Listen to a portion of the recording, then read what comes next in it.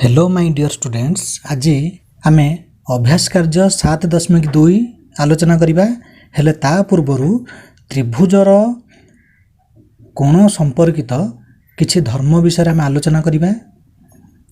जमितिक त्रिभुजर तीन कोणर परिमाणर समष्टि 180 डिग्री एवं त्रिभुजर गोटे बहिस्थ कोणर परिमाण तार अंतस्थ दूरवर्ती कोण द्वयर परिमाणर समष्टि संगे समान।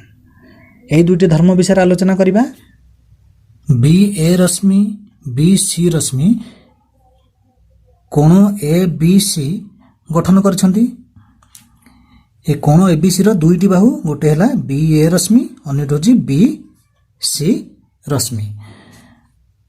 जदि रश्मि दुईटी एमिति रही जिवो ताले से माने वर्तमान कोनोसी कोण सृष्टि करू नाहांती, अर्थात कोणर परिमाण 0 डिग्री।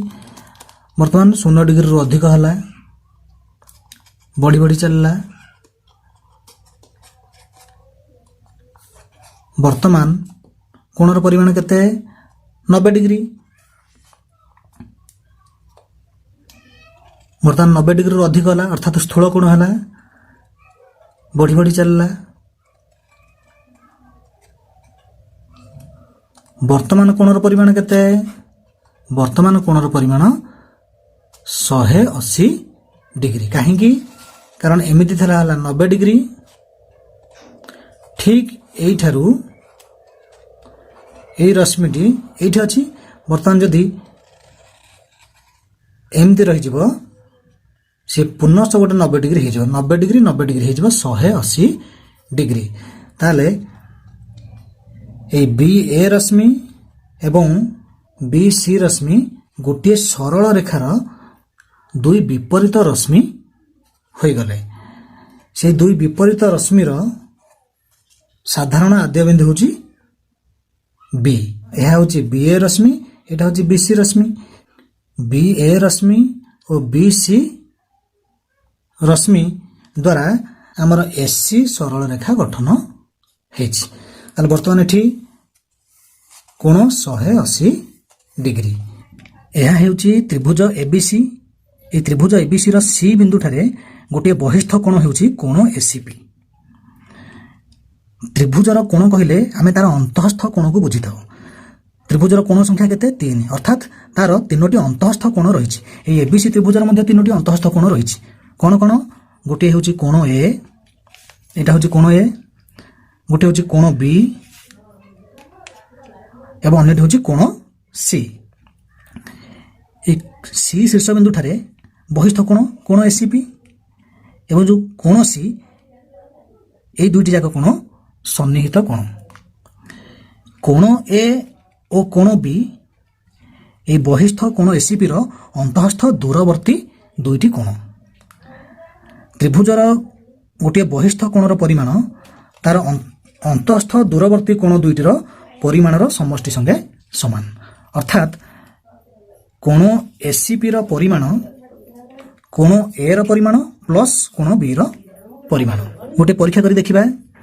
एसीपी कोणर परिमाण कोण ए रो परिमाण प्लस कोण बी रो परिमाण केमिति होछि। आमे कोन करबा?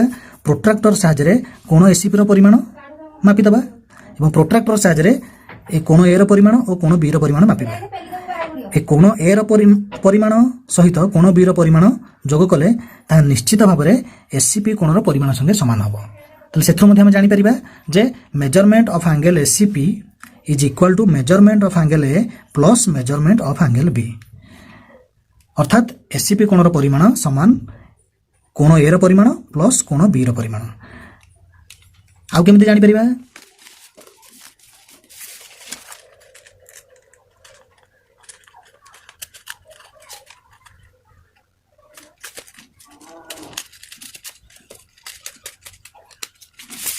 ये होची त्रिभुज एबीसी। एटा ए, एटा बी, ए बिंदुटी सी। ताले ये हला कोण ए, ये कोण बी, ये हला कोण सी। आमे कोन करिबा? एटा हला कोण बी, ये होची कोण ए, ये होची कोण सी। हमर देखिबार अछि कोण एसीपी रो परिमाण समान कोण ए ର ପରିମାଣ ପ୍ଲସ୍ କୋଣ b ର ପରିମାଣ ହେଉଛି ନା ନାହିଁ। ଏଟା ହେଉଛି କୋଣ ଏ।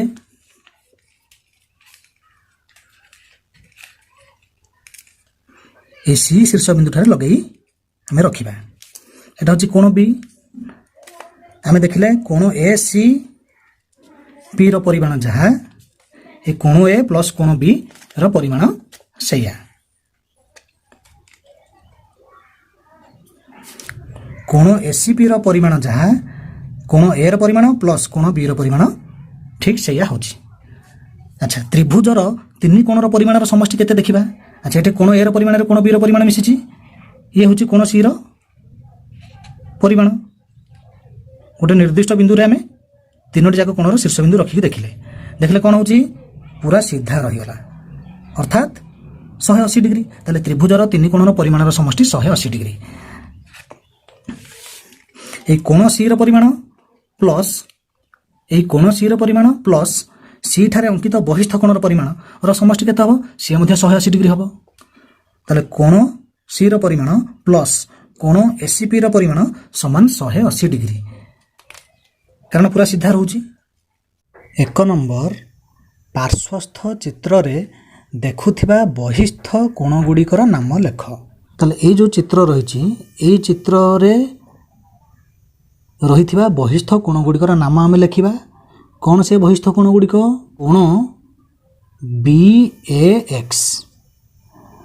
ତାହେଲେ ଲେଖିବା କୋଣ ବି ଏ ଏକ୍ସ କମା କୋଣ ସି ଏ ୱାଇ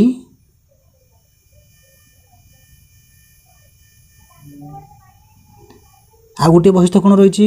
କ'ଣ ସେ ବହିଷ୍ଠ କୋଣ? କୋଣ ଏ ବି जेड। कोण ए बी जेड।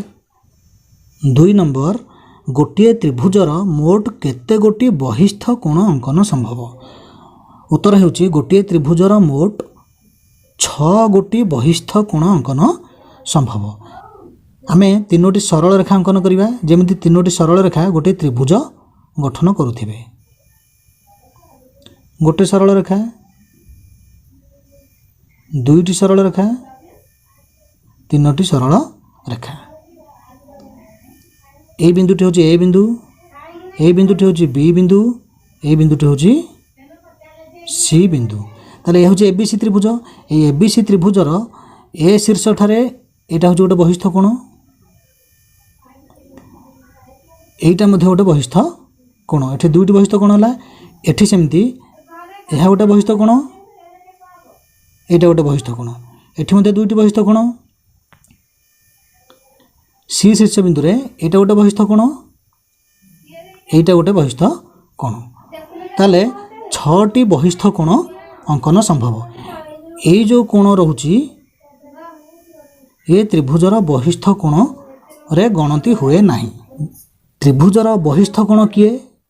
त्रिभुजर बहिष्ठ कोण त्रिभुजर अंतःस्थ कोणर गोटे सन्निहित कोण हेतिबो।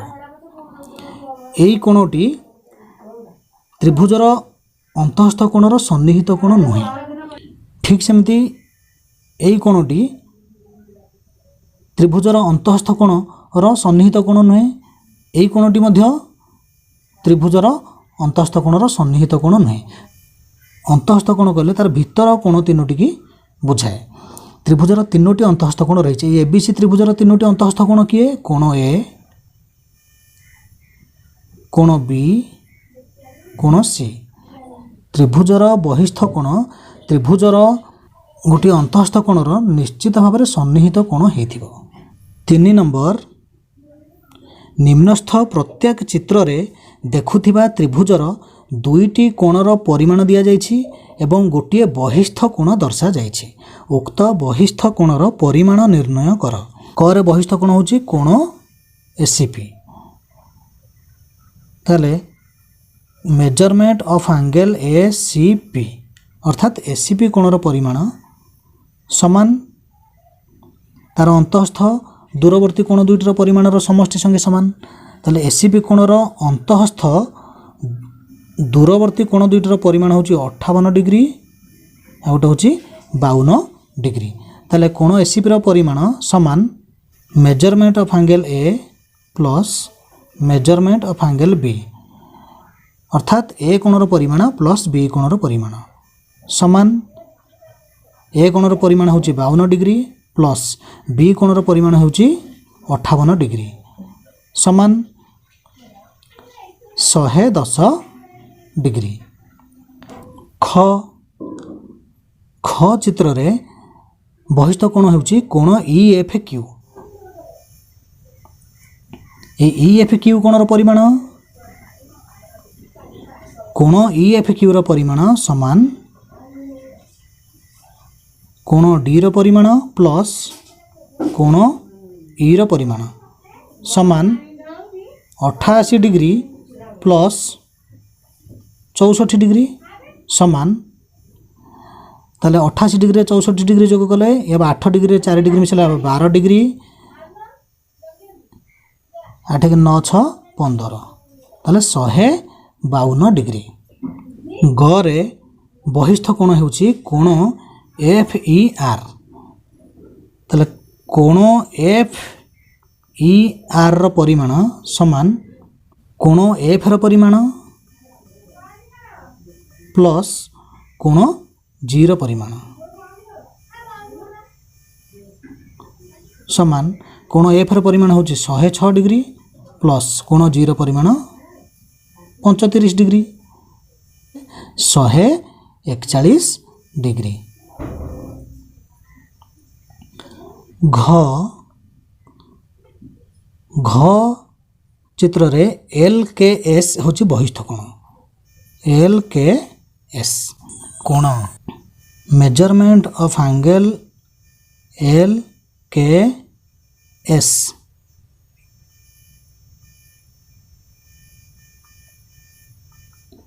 समान measurement of angle L plus measurement of angle H कारण यही कोणर अंतस्थ दूरवर्ती कोण दुईटी होची कोण L और कोण H समान L कोणर परिमाण 46 डिग्री प्लस H कोणर परिमाण 92 डिग्री ताले ये जो 138 डिग्री। मो चित्र रे कोण MLT बहिस्थ कोण मेजरमेंट ऑफ एंगल MLT समान measurement of angle M plus measurement of angle N समान 40 डिग्री प्लस 36 डिग्री समान 76 डिग्री।